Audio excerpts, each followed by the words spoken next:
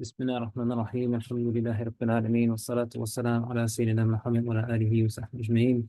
سبحانك لا علم لنا إلا ما علمتنا إنك أنت عليم حكيم، ولا حول ولا قوة إلا بالله العلي العظيم.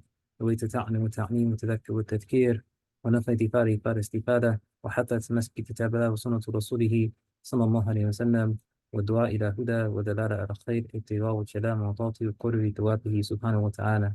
اللهم علمنا ما ينفعنا وينفعنا بما تعلمنا، وانزلنا من فضلك علما وتعليما، إنك على كل شيء قدير. السلام عليكم ورحمة الله وبركاته. Alhamdulillah, shukrillah.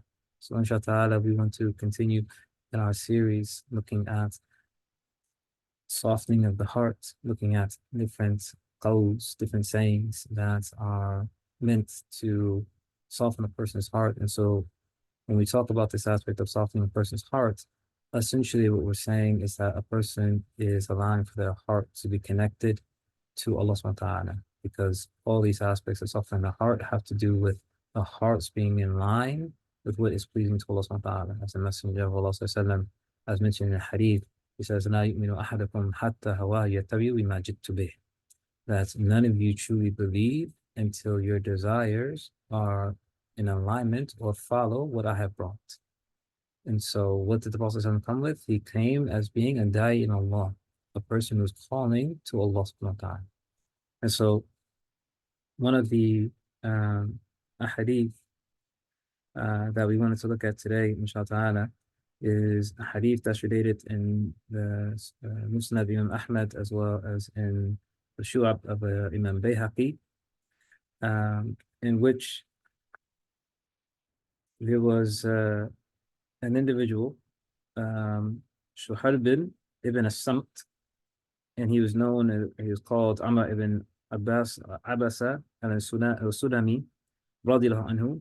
And he said, Ibn Abash, Ibn Abasa, will you relate a narration which you yourself heard from the Messenger of Allah sallallahu without anything extra, and do not relate it from someone else who heard from him, only you? He responded, I heard the Messenger of Allah sallallahu say, قال الله تعالى حقت محبتي للذين يتحابون من أجلي، وحقت محبتي للذين يتزاورون من أجلي، وحقت محبتي للذين يتناصرون من أجلي، وحقت محبتي للذين يتصافون من أجلي، وقال يتواصلون من أجلي، وحقت محبتي للذين يتبادلون من أجلي. And so what does this translate to in English? And so the translation of it is, Allah subhanahu wa ta'ala says, and so this is a hadith Qudsi, meaning the Prophet ﷺ is relating a qawl, a statement of Allah subhanahu wa ta'ala, without it being a verse of Quran. So he says, Allah Most High, Allah Almighty says, those who love one another for my sake are entitled to my love. Those who visit one another for my sake are entitled to my love. Those who help one another for my sake are entitled to my love. Those who are sincere to one another for my sake are entitled to my love. And or he said, those who maintain ties with one another for my sake. Those who sacrifice one another for my sake are entitled to my love.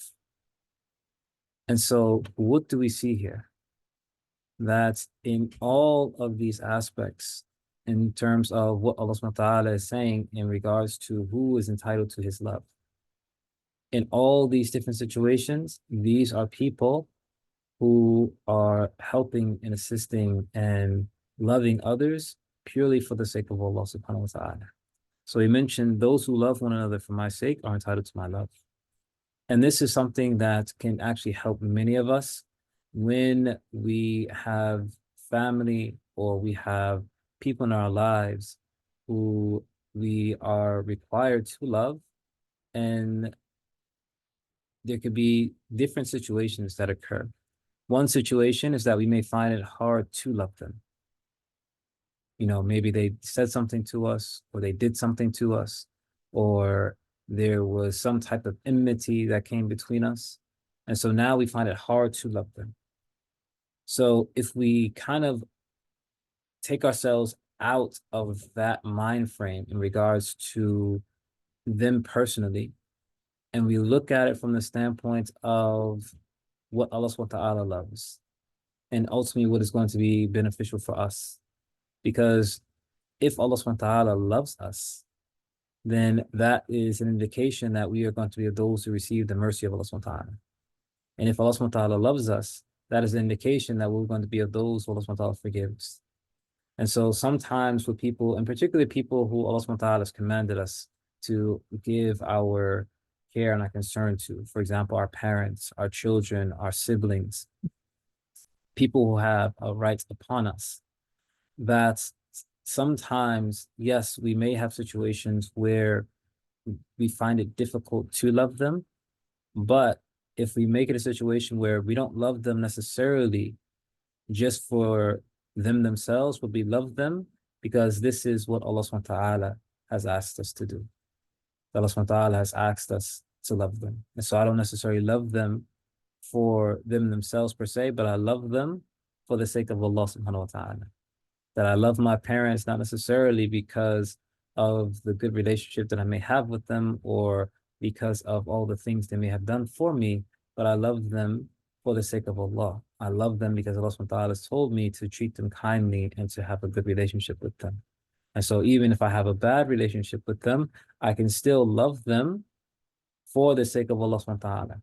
And even though there may be certain things that may be taken into consideration. So for example, we don't say that a person should place themselves in harm's way in regards to loving them or trying to give them their rights. But at the same time, I don't necessarily have to hold enmity or hatred towards them. And that I can still love them even if I'm keeping myself safe from their possible harm. And then the other aspect in regards to love is that this hadith also, it clarifies for us how we're supposed to deal with love in general, because sometimes we can go to the opposite end. So sometimes we may find it difficult to love someone, and then other times we may come to a point where we overly love someone, meaning that we get to a point where a person becomes the most beloved to us, and that love can sometimes supersede even the love that we may have for Allah subhanahu wa ta'ala. And so this is reminding us is that even the most beloved person to me in this world, that love should be based upon my love of Allah subhanahu wa ta'ala. That I love that person for the sake of Allah subhanahu wa ta'ala, not necessarily just for the person and themselves, even though I may have a strong attachment to them. And so this keeps us in a balance, because one of the most difficult imtihans, one of the most difficult tests that we face in this life is losing a loved one. And so if we have an overwhelming love for someone such that it shakes us if we were to have to separate from them, meaning that, for example, if they were to pass away, that, if that shakes our iman, if that shakes our relationship with Allah subhanahu wa ta'ala, that is a sign that we actually were loving that person more than we were loving Allah subhanahu wa ta'ala. And that is something that we also don't necessarily want to go into, meaning that we don't want to come to a point where we love even those who are most beloved to us more than we love Allah subhanahu wa ta'ala. It's that we are supposed to always love Allah subhanahu wa ta'ala more than we love anyone in creation. And this can be a difficult thing to try to obtain unto, but the whole aspect of it is that this is what we're trying to obtain into. Because if we're able to attain unto this, then what that does is that if Allah subhanahu wa ta'ala decides to take these things away, it still keeps me grounded. It still keeps me firm. I can, even though I may be going through pain in terms of the separation, I may be hurt in terms of not being able to be with them anymore, I'm still be able to be firm in regards to my relationship with Allah subhanahu wa ta'ala. And then this also helps with dealing with the situation, because if I'm a believer, and in particular, if this person also was a believer, then I know that this separation is only temporary, and that inshallah we will be reunited in an abode that does not have an ending. And so, but this hadith also is informing us is that if we do come to truly love someone purely for the sake of Allah subhanahu wa ta'ala, that Allah subhanahu wa ta'ala is saying that that is an individual that is entitled to the love of Allah subhanahu wa ta'ala. And again, what can be better than having the love of Allah subhanahu wa ta'ala? And then he continues, those who visit one another for my sake are entitled to my love. This is something that is a means of strengthening relationships. And this is something where it can be, in particular, for those of us who may have non-Muslim families, this can be an excellent source of dawah. This aspect of checking in on family and checking in on friends and checking in on our neighbors, and so on and so forth, and actually truly showing people that you care and that you're wanting to see them, you're wanting to be around them. This is something that can be very beneficial. And also it increases the social aspect. And because, for example, in today's society, oftentimes we are so plagued with the virtual reality of things that we lose sight of actually being with each other physically in person. And so, not just checking in on someone on Facebook, but actually physically going to see them, seeing how they're doing, having a conversation, actually being able to touch them, actually being able to interact with them directly, so on and so forth. And not only that, but if we do this purely for the sake of Allah subhanahu wa ta'ala, then what? We get the love of Allah subhanahu wa ta'ala. And again, what can be greater? And then he continues, those who help one another for my sake are entitled to my love. For example, there's another hadith of the Prophet Muhammad sallallahu in which he mentions that Allah subhanahu wa ta'ala says that he will be in the service of the one who is in the service of his servants. That's meaning that Allah subhanahu wa ta'ala will continue to help us as long as we're continuing to help others. And so in this particular hadith, Allah subhanahu wa ta'ala is saying that his love is upon those who help one another purely for his sake. That if I'm helping and assisting a fellow brother or sister, then this is a means for me gaining the love of Allah subhanahu wa ta'ala. And this is, again, can be an excellent source of da'wah, whether it's being given to a Muslim or a non-Muslim. Because even as Muslims, we still oftentimes need to be reminded, as it mentions in the Quran, the reminder benefits the believer. And so this is something to be always cognizant of, is that one of the best forms of ibadah, one of the best forms of worship is khidmah. Khidmah in Arabic means service. Is that the more that we can be in a situation where we're helping to serve people, the better that it will be for us on Yawm al-Qiyamah in regards to when we have to meet our Lord subhanahu wa ta'ala. And then he continues, those who are sincere to one another for my sake are entitled to my love. Or, he said, those who maintain ties with one another for my sake. And so being sincere or maintaining ties, these are things that Allah subhanahu wa ta'ala also loves. That in particular, this aspect of keeping up ties is that the Messenger of Allah sallallahu he mentioned that the aspect of keeping up ties, does not mean that you keep up ties with those who keep up ties with you, meaning that, okay, those people that like me and those people who I have a good relationship with, I'm going to keep up a good relationship with them. But rather, it means that those who actually cut off relationships with you, that you still try to maintain those relationships. And that if you do this for the sake of Allah subhanahu wa ta'ala, then this is an entitlement to Allah subhanahu wa ta'ala's love.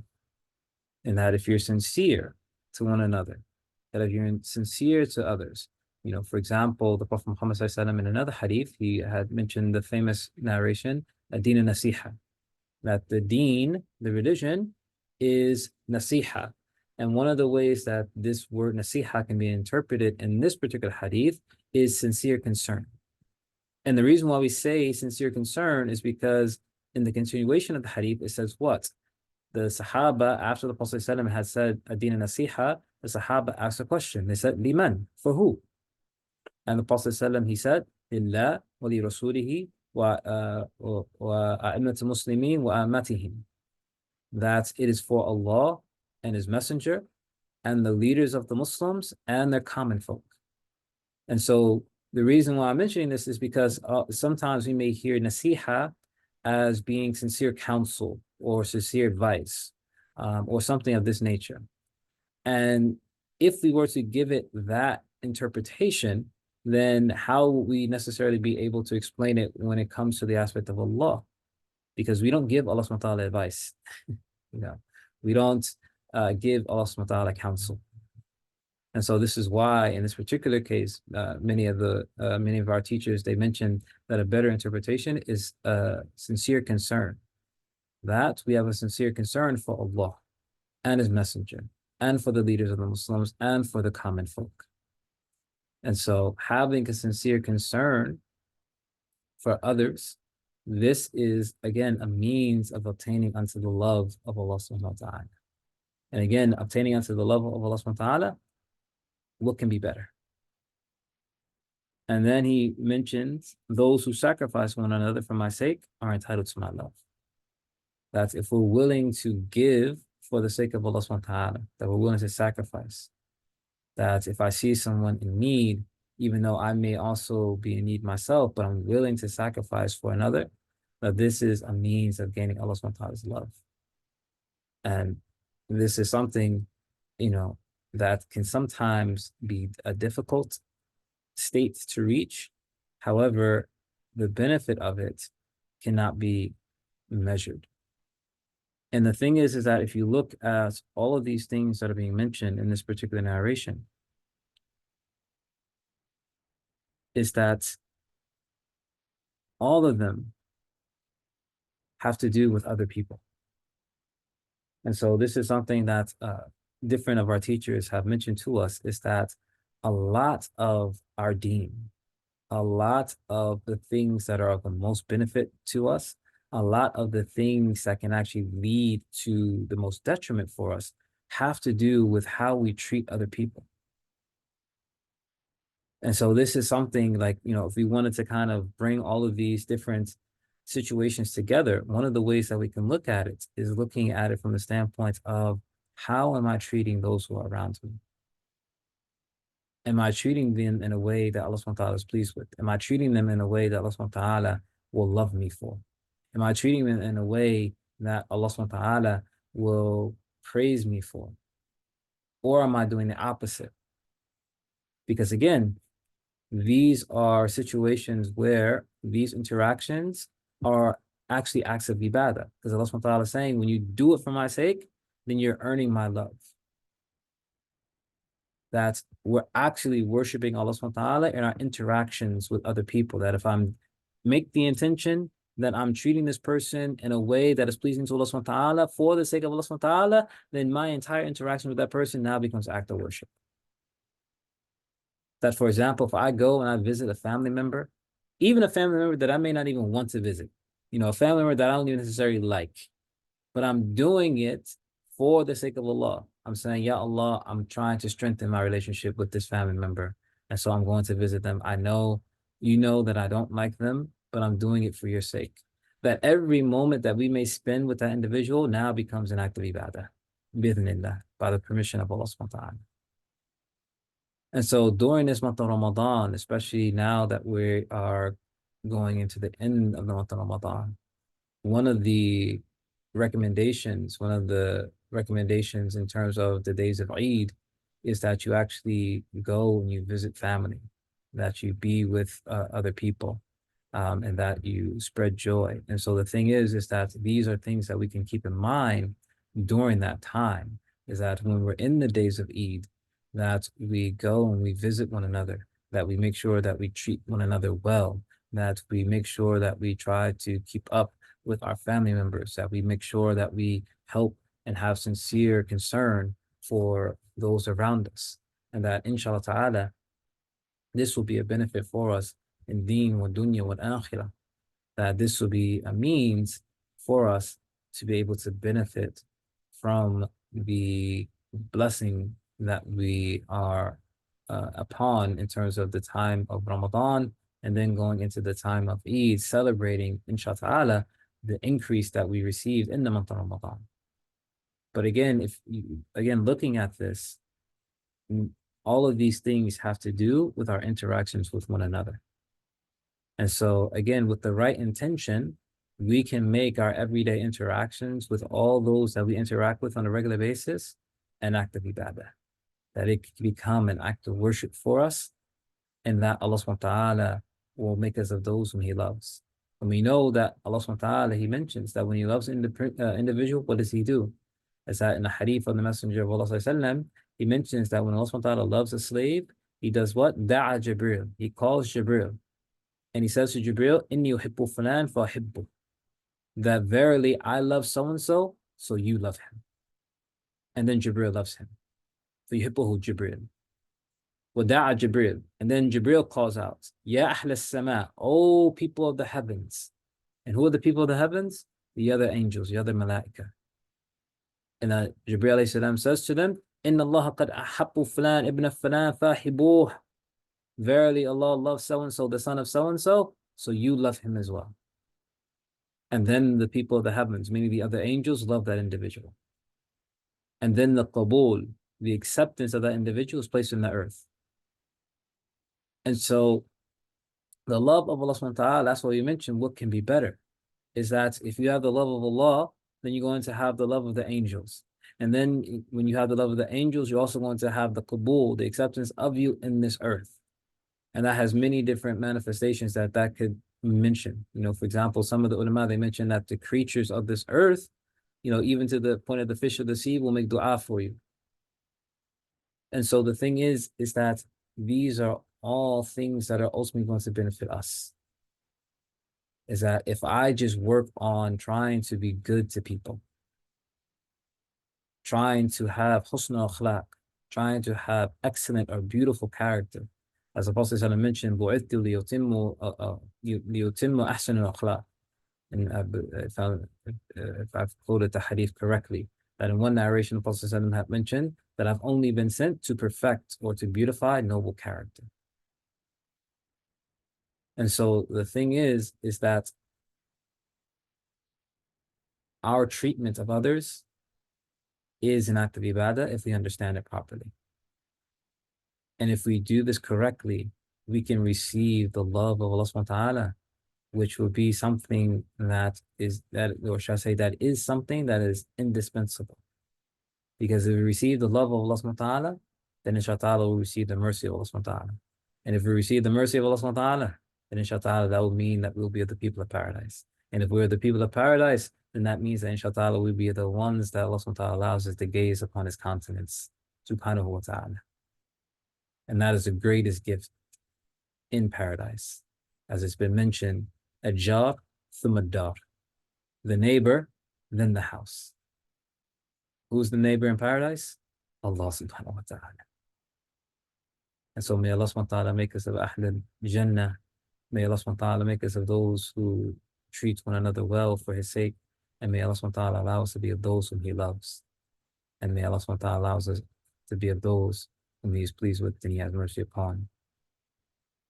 ربنا تقبل منا إنك أنت السميع العليم وتوب علينا إنك أنت التواب الرحيم. السلام عليكم ورحمة الله وبركاته ورمضان مبارك.